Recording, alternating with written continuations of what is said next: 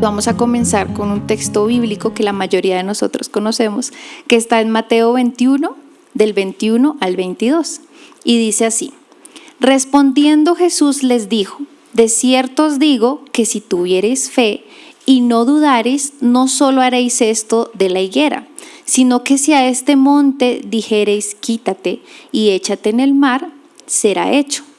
Y todo lo que pidiereis en oración, creyendo, lo recibiréis. ¿Alguna vez habían escuchado este versículo? Yo me imagino que sí, ¿verdad? Bueno, entonces, con base en lo que leímos, me surgió una pregunta. Esta predicación viene de un devocional que yo hice, de una serie de devocionales que estoy haciendo, que se tratan de leer la Biblia en un año, pero pues la verdad yo ya voy mal en el sentido de en un año, porque es tan extenso que la verdad a veces necesito más de un día solo para un devocional, y por eso llevo como 40 días de los 365 días. Entonces espero por lo menos terminarla el otro año. En esta serie de devocionales el predicador, porque él también es un predicador, lo que hace es coger un texto bíblico del inicio de la Biblia, uno del medio y uno del final, y los une en un solo devocional, que es un trabajo que yo digo, solo el Espíritu Santo puede guiarlo. Y ha estado hablando bastante sobre la oración, que es un tema que me parece a mí supremamente importante para nosotros como cristianos. Pero unido a eso, hubo una pregunta que me surgió cuando leía un versículo en particular que me pareció bastante fuerte, y es: ¿Dios contesta todas las oraciones? No les pido que me contesten la pregunta, es una pregunta retórica, es para que usted mismo piense y en su mente vaya formulando cuál es la respuesta. Y la respuesta no la digo yo, la respuesta está en la palabra del Señor. Entonces, ¿Dios contesta todas las oraciones? No quise poner Dios oye todas las oraciones para evitar que las personas digan: por supuesto que Dios oye todas las oraciones, porque Él está pendiente y ni que fuera incapaz de escuchar, ¿verdad? Entonces por eso quise colocar Dios contesta todas las oraciones. Sin embargo, la palabra sí habla sobre el verbo oír, pero quería hacer la aclaración. Cuando la palabra dice: y todo lo que pidiereis en oración creyendo lo recibiréis, pues parece hacer alusión a que todo lo que pedimos, si creemos, lo vamos a recibir. ¿Ustedes consideran que es así? Los veo dudosos. Los veo complicados. Bueno, sí, entonces decimos: listo. ¿A qué se refiere la Biblia con todo? ¿Todo es todo? O sea, si un día yo me levanto y voy y digo: voy a orar porque a mi vecino se le daña el equipo de música, porque la verdad es que estoy cansado de esa música en la mañana, en la tarde, en la noche, un lunes, un martes, un sábado, un domingo. O sea, ya, Señor, por favor, que caiga un rayo y destruya ese radio, ese equipo de música. ¿Ustedes creen que, como la palabra dice, y todo lo que pidieres en oración, entonces inmediatamente así debe suceder? O pongamos otro ejemplo de pronto un poco más extremo. Si usted está pidiendo algo que va en contra de su prójimo, de verdad, o sea, que en serio en el calor del momento usted ora y dice: Señor, si no te lo llevas, te lo mando. ¿Usted cree que Dios tiene que responder esa oración? Porque es que su palabra dice que todo lo que pidieres en oración, y yo creo. ¿Creen que así funciona? Bueno, es mucho más complicado que eso. Lucas 2, 1, 3 dice, usa la misma palabra, vamos a tomar esa palabra todo. Dice: aconteció en aquellos días que se promulgó un edicto de parte de Augusto César, que todo el mundo fuese empadronado. Este primer censo se hizo siendo Cirenio gobernador de Siria, e iban todos para ser empadronados, cada uno a su ciudad. Y este fue un ejemplo que usó un predicador que me gustó mucho. Cuando la Biblia dice: e iban todos para ser empadronados, o sea, para ser censados, es que todo el mundo fue allá a ser censado. O sea, los aztecas también se vinieron a ser censados, y los otros que todavía no se había descubierto América, pero no importa, ellos llegaron para ser censados. ¿Será que la palabra con todo se refiere a eso? Bueno, es importante que entendamos estas cosas, porque a veces nos pegamos de un versículo para que se cumpla nuestra propia opinión. Es importante que entendamos que cuando la palabra dice todo, hace referencia, acá nos vamos a poner un poco más textuales, hace referencia a una figura literaria que se llama la sinécdoque. Para los que se acuerdan de sus clases de español, la sinécdoque es cuando uno usa un todo para hablar de una parte o una parte para hablar de un todo. Es decir, cuando yo digo, y por el acero morirán, pues no era literalmente un pedazo de acero, era por la espada que estaba hecha de acero. Entonces es una parte, ¿sí? Y se habla así. O cuando uno dice, danos el pan de cada día, estamos pidiendo que el Señor nos mande literalmente un pan cada día y así nos alimentamos. No, estamos hablando del pan como algo que representa toda la comida. Entonces cuando aquí la Biblia dice todos para hacer, pues era todos los de esa región, todos los que estaban bajo el dominio del César. Entonces hasta ahí vamos claros, ¿cierto? O sea que cuando la palabra dice y todo lo que pidieris en oración, está hablando de la parte de un todo. ¿Listo? Vamos ahí bien, ¿cierto? Dice la palabra en 1 Juan 5, 14 al 15, y este versículo es tal vez aún más famoso. Estas cosas os he escrito a vosotros que creéis en el nombre del Hijo de Dios, para que sepáis que tenéis vida eterna y para que creáis en el nombre del Hijo de Dios. Y esta es la confianza que tenemos en Él, que si pedimos alguna cosa conforme a su voluntad, Él nos oye. Y si sabemos que Él nos oye en cualquier cosa que pedimos, sabemos que tenemos las peticiones que le hayamos hecho. Usted perfectamente podría saltarse el 14 y leer el 15 que dice, y si sabemos que Él nos oye en cualquier cosa que pidamos, entonces usted puede decir a cualquier cosa. Pero ¿qué dice antes de eso? Conforme a su voluntad. ¿Ven lo que pasa cuando cogemos solo un versículo y no leemos todo el pasaje?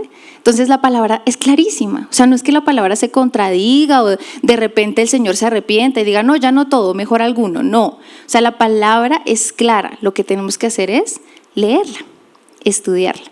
Estamos en una serie con nuestros jóvenes sobre la palabra del Señor y precisamente eso es en lo que más enfatizamos. Lean la palabra, estudien la palabra, entiendan que la palabra no es para leerla por leer, sino es para estudiarla, para releerla, para memorizarla, para meditar en ella. Para eso está hecha la palabra.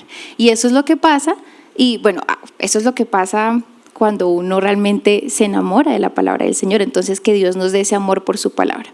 Entonces, comenzando con el título de la prédica, ¿Dios responde todas las peticiones? La respuesta es no. Es así, la palabra es clara. ¿Qué leímos? Que no. Y aún más clara es la palabra a continuación. Entonces podemos decir que no si no está conforme a su voluntad, ¿verdad? Pero no solamente eso, y en eso es lo que me quiero enfocar. Por eso quería poner un subtítulo de la oración y la obediencia, porque es que a nosotros nos encanta pedir, pero retribuir muy poco. No digo todos, pero una parte del todo. Entonces quiero comenzar con el primer punto, y es: Dios no contesta las oraciones de quienes no le obedecen. Ay, pero ¿eso en qué parte está en la Biblia? Muy buena pregunta, hermanos.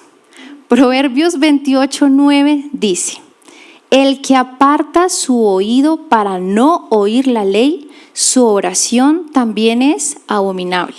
En la versión TLA dice: Dios rechaza las oraciones de los que no le obedecen.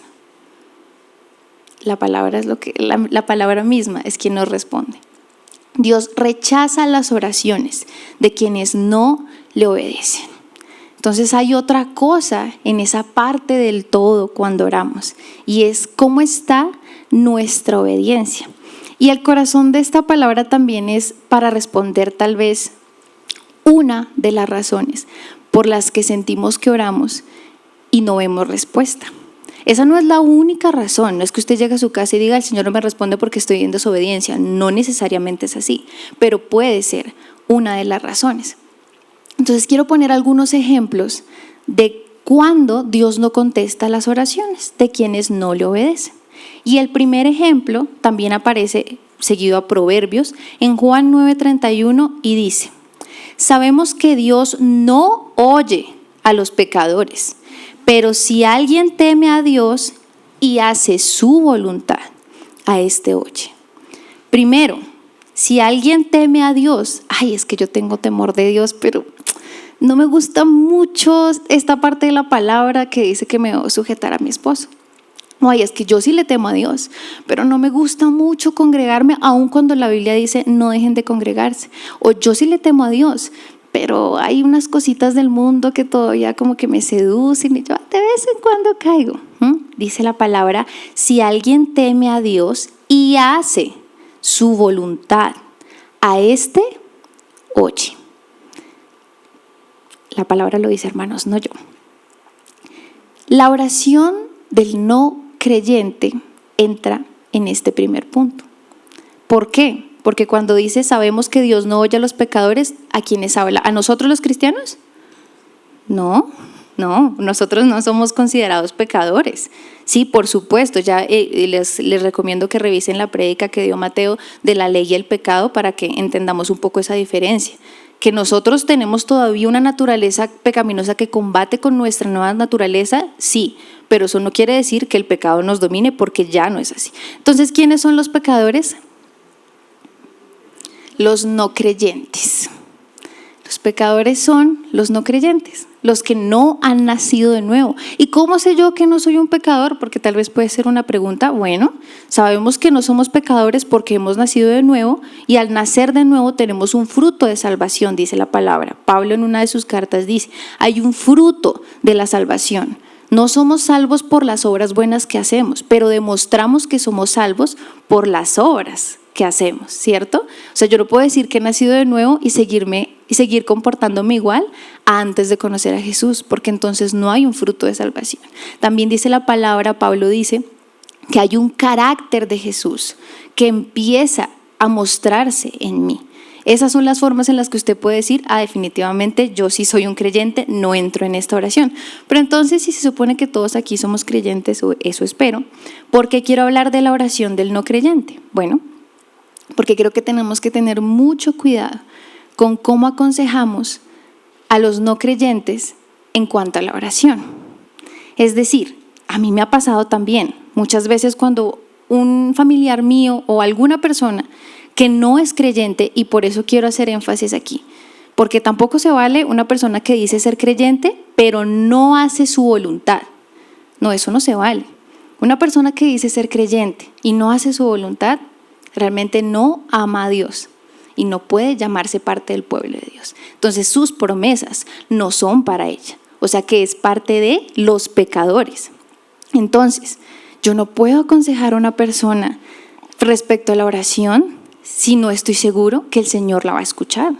Porque miren lo que dice la palabra, Dios rechaza las oraciones de los que no lo obedecen. Yo no puedo estar seguro que yo le puedo decir a un familiar mío que no cree en el Señor, que ore al Señor para que su hija se sane, y así va a suceder. Porque la palabra del Señor me está diciendo otra cosa. Entonces debo tener cuidado con cómo aconsejo a los no creyentes respecto a la oración.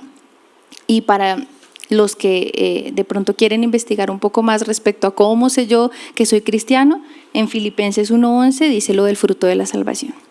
Entonces lo que Dios está diciendo en este versículo es muy, muy importante, porque es que hay personas que quieren que Dios los escuche, pero no quieren escuchar a Dios.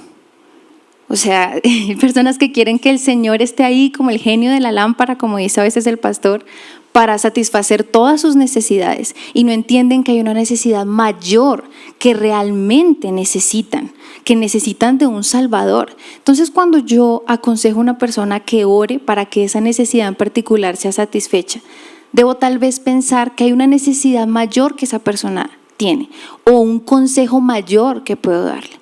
Y lo más importante es una relación con el Señor. O sea, tal vez más importante que decirle, sí, mira, el Señor es amor, y si tú oras, Él te va a responder. ¿Por qué no más bien le hablo de su necesidad de un Salvador, de su necesidad de Dios, una relación con Dios, para que esas promesas que el Señor hace apliquen para esa persona? Porque esto que el Señor dice, y si pedéis creyendo y tenéis fe y conforme a su voluntad, es para un creyente. ¿Por qué? Porque es el creyente quien tiene fe, porque la fe es en Jesucristo, en eso es la fe. Porque es el creyente quien conoce la voluntad del Señor, o aun si no la conoce, la palabra dice que el Espíritu Santo intercede por él. ¿Pero el Espíritu Santo intercede por un no creyente? entonces tenemos que tener cuidado a la hora de aconsejar a los no creyentes, porque es que si no lo hacemos, ellos no van a entender que necesitan a Dios. Ellos no van a entender que Dios no se trata de un amuleto, ni se trata de una persona a la que pueden acudir cuando necesiten, cuando quieran o no, más importante aún, no van a poder experimentar la plenitud del Señor. Entonces es muy importante que entendamos lo que la palabra dice respecto a Dios rechaza la oración de quienes no le obedecen. El apóstol Pedro en su primera carta, capítulo 3, versículo 12 dice: porque los ojos del Señor están sobre los justos y sus oídos atentos a sus oraciones, pero el rostro del Señor está contra aquellos que hacen el mal. Aquí, en esta porción de la palabra y en Proverbios, dice que la oración del malvado es algo detestable para el Señor. En la Reina Valera dice abominable, repugnante. O sea, no solamente es, a Dios no le gusta la oración del que no obedece, es repugnante para Él. Porque es que a veces es el descaro, en serio. O sea, el Señor nos ha revelado cómo obedecerle. Ahora tampoco podemos venir, pero entonces ¿cómo le obedezco al Señor? Porque el Señor nos ha revelado cómo debemos obedecerle y nos da las fuerzas para hacerlo en Jesucristo. Y aún así nosotros nos negamos a obedecer, pero cuando tenemos una necesidad queremos que el Señor supla esa necesidad como nosotros, y si no, me desencanto y me desanimo. ¿Cómo así que me desencanto y me desanimo del Señor? O sea, ¿quiénes somos nosotros, sus criaturas, para desencantarnos del Señor? No, es que me desencanté del Señor. Si el Señor no me cumple eso, Él sabe que yo me desanimo. ¿El Señor va a dejar de ser Dios porque usted se desanime y se desencante de Él? No. Usted puede apartarse del Señor y perder todas las bendiciones espirituales que el Señor tiene para usted, pero es su problema, no del Señor. Es importante que tengamos eso claro. Entonces tenemos que tener mucho cuidado con cómo aconsejamos a esas personas. Incluso yo recomendaría más orar nosotros por ellos y mostrarles el amor de Jesús. Claro, no es que los vayamos a rechazar, no. Hay que compartirles el evangelio, porque acuérdense que Jesús también, cuando sanaba a los enfermos, muchas veces decía: tus pecados te son perdonados, ¿cierto? Y predicaba el mensaje de salvación, que era lo más importante. Eso era lo realmente importante, y es lo que tenemos que tener en cuenta. Ahora entonces vamos con los creyentes que no obedecen, y ahí es aún más difícil, porque se supone que nosotros como creyentes no deberíamos tener los problemas que los no creyentes, pero sucede en algunos casos. Cuando leemos la parábola del fariseo y el publicano, en Lucas 18, 9, 14, podemos reconocer un tipo de cristiano que cree obedecer, pero realmente no está obedeciendo. Entonces sería el ejemplo de la oración del creyente que se cree obediente, pero no lo es. Vamos a leer. A unos que confiaban en sí mismos como justos y menospreciaban a los otros, dijo también esta parábola. Está hablando de Jesús. 2 hombres subieron al templo a orar.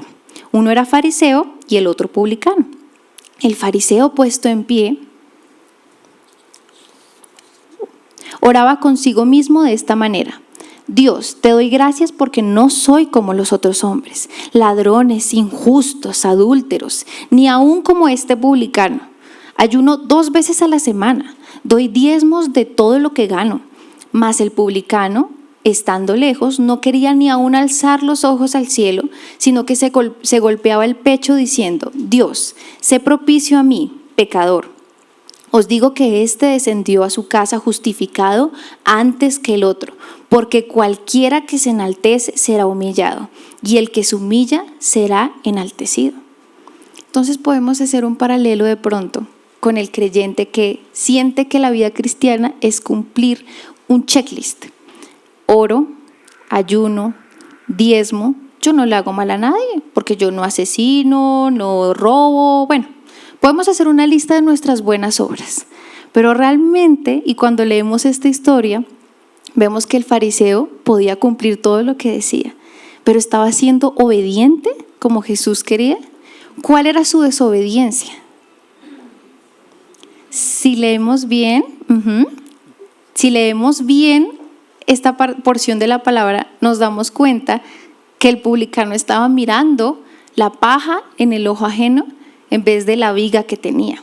Y esta clase de comportamiento violaba el segundo gran mandamiento que Jesús nos mandó, que es amar al prójimo como a mí mismo.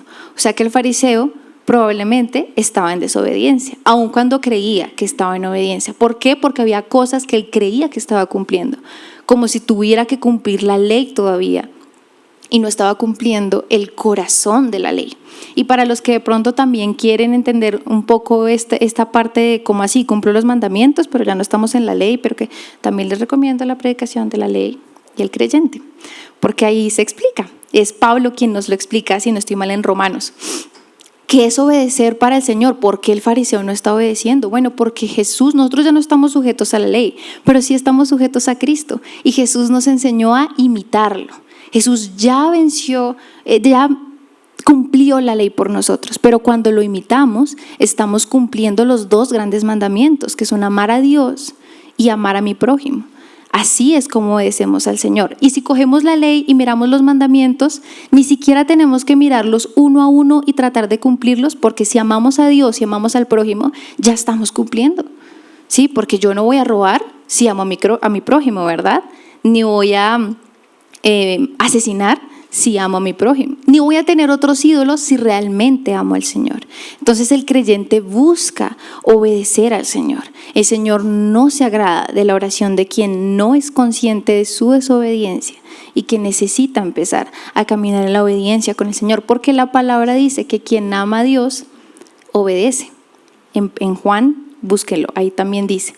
Entonces, cuando decimos que obedecemos cuando imitamos a Jesús y cumplimos los dos grandes mandamientos, que son amar a Dios con todo tu corazón, con toda tu mente, con todas tus fuerzas, y amar al prójimo, pues les voy a poner un ejemplo. Igual miren la predicación de la ley, por favor, pero les voy a poner un ejemplo. Es como cuando usted estudia para un examen memorizando, digamos un examen de matemáticas, y usted se memoriza todas las ecuaciones, todas las respuestas. Usted le pasaron el examen, pero eso no sucede porque somos cristianos. Pero digamos que usted le pasaron las respuestas del examen y entonces usted se memorizó todas las respuestas. Si usted llega al día del examen y se las memorizó, pues ¿qué nota va a sacar? 5, ¿verdad? Pero si llega otro examen y a usted no le pasaron la copia de las respuestas, ¿usted va a pasar ese examen? No, porque no aprendió nada, porque usted no sabe cómo pasar el examen. Eso fue lo que Jesús vino a hacer. Él pasó el examen por nosotros y nos enseña cómo pasar el examen día tras día en sus fuerzas. Es más o menos así. No sirve memorizarse la ley o tratar de cumplir la ley o tratar de cumplir las cosas en mis propias fuerzas, sino sirve confiar en el Señor e imitar a Cristo. Entonces igual les recomiendo la prédica por si todavía tienen algunas dudas. Entonces, ¿qué otro ejemplo de oración no contestada podemos ver? Ya vimos la oración del no creyente, la oración del creyente que cree que es obediente pero no lo es. Y ahora vamos a ver la oración del cristiano que ora con propósitos egoístas. La palabra dice en Santiago 4:3, piden y no reciben porque piden con malos propósitos para gastarlo en sus placeres. Y acá no necesariamente la palabra placer, yo no creo que haga referencia pues a los placeres que usted se está imaginando, entonces que tengan que ver con cosas sexuales o con placeres pecaminosos, escandalosos. No, aquí prácticamente lo que dice, para agradar a su carne. Piden y no reciben porque piden con malos propósitos para agradar a su carne. Porque muchas veces creemos que la oración se trata de eso, de pedir para hacer mi voluntad y no la voluntad del Señor. De pedir según mi propia opinión y no nos interesa la voluntad del Señor. O de pronto de labios decimos, Señor, pero que se haga tu voluntad, pero en nuestro corazón sabemos que si Dios no hace nuestra voluntad, entonces ahí sí va a haber un problema. Esa oración no le agrada al Señor, porque la obediencia también es rendir mi voluntad a la de Él y leer más, investigar más sobre su voluntad para yo poder orar conforme a su voluntad. Mi oración de cuando recién me convertí no puede ser la oración de hoy en día. La oración de un cristiano maduro es muy diferente y se tiene que notar cuando usted ora en público. No porque usted va a orar en público con más palabrería, no, porque de eso no se trata la madurez de una oración. Pero entre más conocemos al Señor, más conocemos su voluntad que ha sido revelada en su palabra y así podemos orar conforme a ella. Entonces, la oración del cristiano que ora con propósitos egoístas tampoco agrada al Señor. Pero entonces vamos con el segundo punto, que es mi favorito, y es la oración que sí agrada al Señor. Dios contesta la oración de un corazón obediente. Y subrayo la palabra corazón porque en verdad no creo que se trate de coger nuestras obras y revisar qué tan obedientes somos, sino de examinar nuestro corazón y qué tan inclinado está nuestro corazón a obedecer al Señor. ¿Cuál fue el corazón más obediente en la palabra? El corazón de Jesús, claramente. Vamos a leer Mateo 26 del 36 al 46, pero yo lo voy a ir desglosando para poder analizar muy a profundidad lo que podamos este texto bíblico. No sé si recuerdan, pero esta parte de la Biblia es la oración en el jardín del Getsemaní, que fue cuando horas antes de que a Jesús lo arrestaran. Entonces llegó Jesús con ellos a un lugar que se llama Getsemaní y dijo a sus discípulos: sentaos aquí, entre tanto que voy allí y oro. Y tomando a Pedro y a los 2 hijos de Zebedeo, si sabemos quiénes son, ¿verdad?, comenzó a entristecerse y a angustiarse en gran manera. Entonces Jesús les dijo: mi alma está muy triste hasta la muerte, quedaos aquí y velad conmigo. Yendo un poco adelante, se postró sobre su rostro, orando y diciendo: Padre mío, si es posible, pase de mí esta copa, pero no sea como yo quiero, sino como tú. Y me encanta esta oración porque pues Jesús es maravilloso, pero me encanta aún más porque podemos ver la humanidad de Jesús. Él estaba angustiado, dice la palabra, en gran manera, y estaba manifestando y expresando esto en oración a su Padre, porque cuando leemos los salmos también vemos que la oración que le agrada al Señor es una oración sincera. David abría su corazón y tenía una relación con Dios muy transparente y le expresaba cómo se sentía.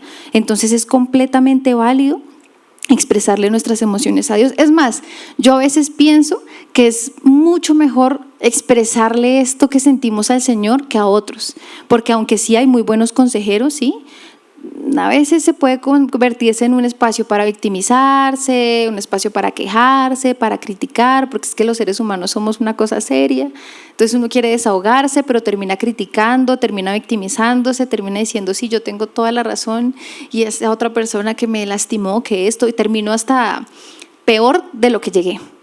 Muchas veces la primera fuente es el Señor, porque realmente Él es sabio. Me pasaba de hecho esta tarde que me sentía estresada y cargada por una situación y dije: bueno, voy a ir a pedir consejo. Y no está mal pedir consejo. Pero el Espíritu Santo me dijo: ¿por qué no oras? ¿Por qué no abres tu corazón al Padre? Y yo: está bien.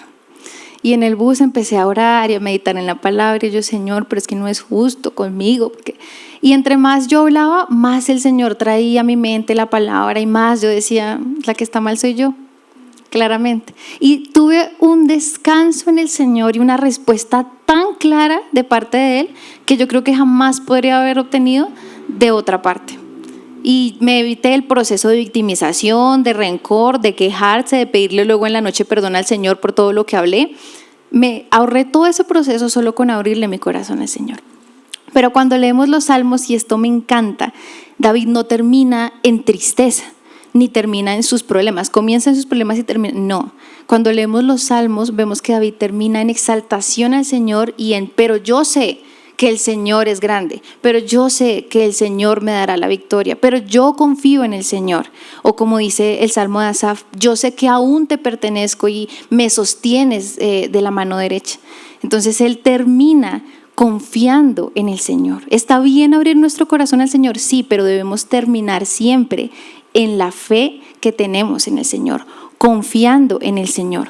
La oración se trata de demostrar o ejercitar nuestra fe en el Señor. Y eso es lo que Jesús nos muestra. Él abre su corazón y confía en el Señor. Además es importante resaltar que cuando el Señor dice: no se haga lo que yo quiero, sino lo que tú quieres, esa no es una oración de resignación, y eso lo leía en mi devocional que les recomiendo, leer la Biblia en 365 días. Ojalá ustedes sí lo lean en 365 días. Esta no es una oración de resignación, sino una oración de valentía, decía el autor del devocional, y me encantó, porque no es una actitud de resignación. Bueno, Señor, que se haga tu voluntad y no la mía, aunque en el fondo yo creo que la mía está bien, pero bueno, ese no es el corazón obediente, ni mucho menos el corazón que Jesús mostraba. Está hablando, porque un corazón resignado es un corazón que deja de batallar. Entonces usted ora y se resigna y usted deja de luchar, pero un corazón como el de Jesús, que rinde su voluntad a la de Dios, sigue batallando hasta la victoria, y la victoria no es que se cumpla lo que usted quiere, no. La victoria, dice Pablo, es mantenerse firme hasta el último momento. Antes de que Pablo ya sabía que iba a morir, una de sus últimas palabras fue eso: me mantuve firme en la fe. Ya pude llegar a la meta y decir, he vencido porque me mantuve firme en la fe. A eso se refiere la palabra victoria. Tenemos la convicción de Jesús. Eso es lo que debemos tener, convicción de que confiamos en un Padre fiel, cuya voluntad es mejor que la nuestra, ¿o no? Si yo les hago la pregunta, ¿la voluntad de Dios es buena, perfecta y agradable? Seguramente ustedes van a decir sí. Pero si es así, entonces ¿por qué se molestan si el Señor sana a unos y a ustedes no? O a familia de alguien y la suya no. ¿O por qué se molesta si usted le pide al Señor que le dé algo y el Señor no le da lo que usted quiere o como usted lo quiere? Porque si realmente creyéramos que la voluntad de Dios es buena, perfecta y agradable, entonces no nos quejaríamos tanto. ¿La voluntad de Dios es mejor que la nuestra? Pues por supuesto que sí. Seguramente ustedes también responderían que sí. Pero entonces, ¿por qué nos irritamos cuando Dios no nos concede lo que pedimos y sabemos que su voluntad es mejor que la nuestra? Porque el Señor está formando en nosotros un corazón obediente como el de Jesús, que sabía que la voluntad del Señor está muy por encima de la de Él. Es el resultado de una elección de confiar en Él más que en nosotros mismos. Es súper importante eso. Confiamos más en el Señor que en nosotros mismos. Jesús era Dios, Jesús era el Hijo de Dios, y aún así confiaba más en el Padre que en Él mismo. En el versículo 40 y 41, seguimos con esta parte de la oración del Getsemaní, dice: luego volvió a los discípulos y los encontró dormidos. Le dijo a Pedro: ¿no pudieron velar conmigo ni siquiera una hora? Velen y oren para que no cedan ante la tentación, porque el espíritu está dispuesto, pero el cuerpo es débil. Es importantísimo para un corazón obediente la oración. No solo porque nos enseña a rendir nuestra voluntad, sino porque es el fundamento de nuestra relación con Jesús, con Dios. Es nuestro fundamento. ¿Cómo nos comunicamos con el Señor si no oramos, verdad? El Señor conoce nuestro corazón, claro, pero Él le encanta que le contemos. Es a veces no al mismo grado, pero póngale usted la persona que más lo conoce a usted. Entonces, en mi caso, mi mamá y mi esposo. Y yo a veces no tengo que hablar cuando ellos ya saben lo que me pasa. Me dicen, tú pensaste eso, ¿cierto? O te pusiste así por eso, ¿verdad? Porque me conocen. Pero aún así es importante que yo lo manifieste y lo hablemos. El Señor nos conoce, pero Él quiere que nosotros hablemos con Él, que reconozcamos su poder, que descansemos en Él mediante la oración. Pero también es importante porque dice aquí en este versículo: oren para que no cedan ante la tentación, porque el espíritu está dispuesto, pero el cuerpo es débil. Es importante porque la oración es una herramienta espiritual ante la tentación. Si estamos fuertes en oración, estamos fuertes para salir y huir de la tentación, que es tan importante. Porque cuando no oramos, a veces parece que estamos confiando más en nuestras fuerzas que en la fuerza de Cristo. Filipenses 4:13 dice: todo lo puedo en Cristo que me fortalece, en las fuerzas de Cristo. Y luego dice la palabra desde el versículo 42: otra vez fue Jesús y oró por segunda vez diciendo: Padre mío, si no puede pasar de mí esta copa sin que yo la beba, hágase tu voluntad. Vino otra vez y los halló durmiendo, porque los ojos de ellos estaban cargados de sueño. Y dejándolos se fue de nuevo y oró por tercera vez, diciendo las mismas palabras. Entonces vino a sus discípulos y les dijo: dormid ya y descansad. He aquí ha llegado la hora y el Hijo del Hombre es entregado en manos de pecadores. Levantaos, vamos, ved, se acerca el que me entrega. Y ahí fue cuando Judas vino a entregarla. Ante la voluntad del Padre no queda hacer nada más que descansar. Eso fue lo que dijo Jesús. Ya, ¿saben qué? Dormid y descansad. Y él también descansó en el Señor, aunque es difícil. ¿Cómo no iba a ser difícil? Él sabía, él sabía lo que se le venía. Él sabía cada detalle. ¿Por qué? Porque el Señor Jesús conocía las Escrituras. Y si ustedes leen Isaías, y no estoy segura de si también Ezequiel y muchos salmos, hay detalles de todo lo que Jesús tenía que padecer. Y Jesús citaba estos versículos. Él por la palabra sabía todo lo que le iba a pasar. No solo que iba a morir en una cruz, sino que iba a ser insultado, que iba a ser golpeado, escupido, todo eso, él lo sabía. Y aún así pudo descansar en la voluntad del Padre. Y la respuesta de la oración de él: Señor mío, Dios mío, si es tu voluntad, pasa de mí esta copa. ¿Cuál fue? Sí, Jesús. Entonces, ¿ya no? Inmediatamente Jesús terminó de orar, vino Judas, lo entregó y pasó lo que tenía que pasar. Esa fue la respuesta de la oración. No fue de pronto lo que nosotros romantizamos, que a veces yo estoy en mi cuarto de oración y digo: Señor, si es posible, quisiera que me ayudes. Y este ejemplo es chistoso también. Señor, tengo una deuda muy grande, es grandísima. Por favor, Señor, provee para mí. Si puedes, cuando yo abra la puerta y vea un paquete y en ese paquete haya dinero, Señor, sería maravilloso. Hay gente que piensa así, ¿en serio? Yo creo que sí. Y entonces usted espera abrir la puerta y encontrar el paquete. No. Sí, y también es importante que recordemos todo lo que hemos leído. La voluntad del Señor es ser obediente, trabaje y pague su deuda, diría yo. Sí, porque a veces pedimos unas cosas que, verdad, por supuesto que usted le puede pedir: Señor, ayúdame a pagar la deuda, dame provisión. Sí, pero seamos consecuentes, por favor. Y la respuesta de la oración de Jesús fue: no, hijo, tiene que suceder como yo he decretado, y así sucedió. Y muchas veces la respuesta del Señor a nuestra oración puede ser esa: no, hijo, tiene que suceder como yo quiero y así va a suceder, pero yo estaré contigo. Eso es importante que lo recordemos. Dios está con nosotros. Esa es una promesa del Padre. Jesús dijo: me voy, pero les dejo a uno mayor que yo, y es el Consolador. Y es increíble saber que contamos con el Señor aún en la situación más difícil. Es más importante tener al Señor que salir de la situación y no tenerlo. Entonces, en esta oración vemos un ejemplo claro de un corazón obediente que aprendió a poner la voluntad del Señor antes que la suya. Y en este mismo devocional hacían un contraste entre la oración del Getsemaní y la del jardín del Edén. Y me parecía hermoso. Y decía que prácticamente la oración del Getsemaní es: no a mi manera, sino a la tuya. Y la del Edén es: no a tu manera, sino a la mía. Porque eso fue prácticamente lo que Adán y Eva decidieron cuando desobedecieron al Señor. No tu voluntad, la que nos has dicho y la que hemos comprobado que es buena, sino la nuestra. A ver cómo nos va, y ya sabemos cuál es el resultado de eso.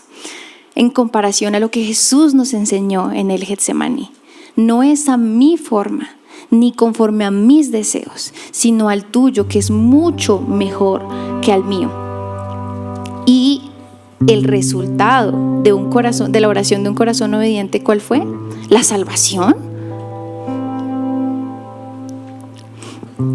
Increíble, la verdad, me parece. Cuando yo leo la oración del Getsemaní y veo películas que muestran de pronto una forma más gráfica esta parte, digo: realmente el Señor Jesús nos enseñó tanto, y fue tan increíblemente amoroso con nosotros, iglesia. Aún sabiendo todo lo que le iba a pasar, que no se compara ese sufrimiento de pronto a los sufrimientos que nosotros pensamos que tenemos que soportar y que nadie sabe lo que yo tengo que aguantar. Por favor, Jesús tuvo que aguantar insultos, tuvo que aguantar maltratos físicos, la humillación más tenaz, el dolor y el padecimiento hasta sudar sangre, y aún así lo hizo. Dice la palabra: porque tenía puestos los ojos en lo que iba el fruto de esa cruz, que iba a ser la salvación para todo aquel que en él crea. Entonces, volviendo a pensar en los no creyentes, es más importante que el Señor conteste las oraciones por necesidades pasajeras, a que puedan conocer a su Salvador, porque yo creo que no, y a veces nos da tanto miedo hablarles del pecado, y entonces maquillamos el evangelio, y entonces decimos, no, pues se van a alejar. Si yo les digo, hay que decirles la verdad como es. La palabra dice que sea tu gentileza reconocida ante todos, claro, pero la verdad es la verdad, y ellos necesitan entender que necesitan un Salvador porque son pecadores y porque hay un vacío demasiado grande en su corazón que nada ni nadie podrá llenar, solo Jesús, y que si no lo aceptan les espera una eternidad de sufrimiento, porque es que eso es lo que dice la palabra. No es que ellos se mueren y no van a disfrutar la eternidad, no, se mueren y van a sufrir. Ese es el resultado del pecado, punto, no hay nada más.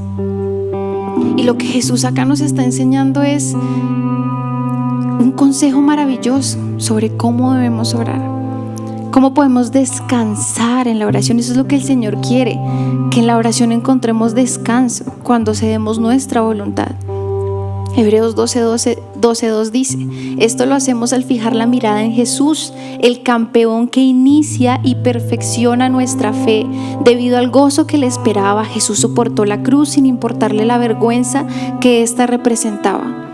Ahora está sentado en el lugar de honor junto al trono de Dios. Y es que lo más importante no es cumplir o atesorar cosas acá en la tierra, porque dice la palabra que eso la polilla se lo come. A usted lo van a enterrar con todos sus logros y todos sus diplomas, ¿no? Y si lo quieren enterrar con eso, pues bueno. Pero realmente nosotros, quienes amamos al Señor y hemos conocido a Jesús, sabemos que todo es basura considerado a conocer a Jesús. Es que es así. Usted puede tener todo lo que quiera en esta tierra, pero en un momento todo eso se lo pueden quitar. La gente puede fallar, uno puede perder un trabajo, uno puede perder la salud, uno puede perderlo todo, pero jamás a Jesús. Él es nuestro sustento, es nuestro mejor galardón. Filipenses 1:12, y esta porción de la Biblia, con esto quiero terminar, me parece maravillosa. Filipenses 1 del 12 al 14 y luego del 20 al 21, es casi que cuando Pablo ya sabía que su ministerio estaba a punto de acabar. Está en prisión y dice: además, mis amados hermanos, quiero que sepan que todo lo que me ha sucedido en este lugar ha servido para difundir la buena noticia, pues cada persona de aquí, incluida toda la guardia del palacio, sabe que estoy encadenado por causa de Cristo, y dado que estoy preso, la mayoría de los creyentes de este lugar han aumentado su confianza y anuncian con valentía el mensaje de Dios sin temor. Tengo la plena seguridad y la esperanza de que jamás seré avergonzado, sino que seguiré actuando con valor por Cristo, como lo he hecho en el pasado, y confío en que mi vida dará honor a Cristo, sea que yo viva o muera. Pues para mí vivir significa vivir para Cristo, y morir es aún mejor. Al estar consciente de esto, estoy convencido de que seguiré con mi vida para continuar ayudándolos a todos ustedes a crecer y a experimentar la alegría de su fe. Y cuando vuelva tendrán más razones todavía para sentirse orgullosos en Cristo Jesús de lo que Él está haciendo por medio de mí. Ese es el corazón obediente. El corazón que es capaz de darle una oración a Dios que le agrade. Díganme si esa no es una meta maravillosa, que su oración le agrade al Señor. Por fin, una oración que le agrade al Señor. Eso es lo que el Señor quiere, iglesia. Transformar nuestro corazón en un corazón obediente que sea capaz de agradarle a Él y de glorificarlo frente a los demás.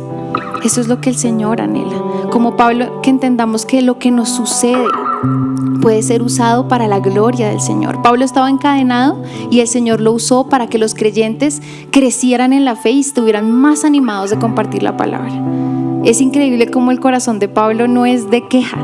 Ay, Señor, ¿por qué no me sacas de esta prisión? ¿Por qué no me sacas de esta pena, de este dolor? En vez de eso, él decía: bueno, Señor, gracias porque gracias a esto muchas otras personas han conocido tu mensaje. Gracias a esto muchos creyentes se han animado.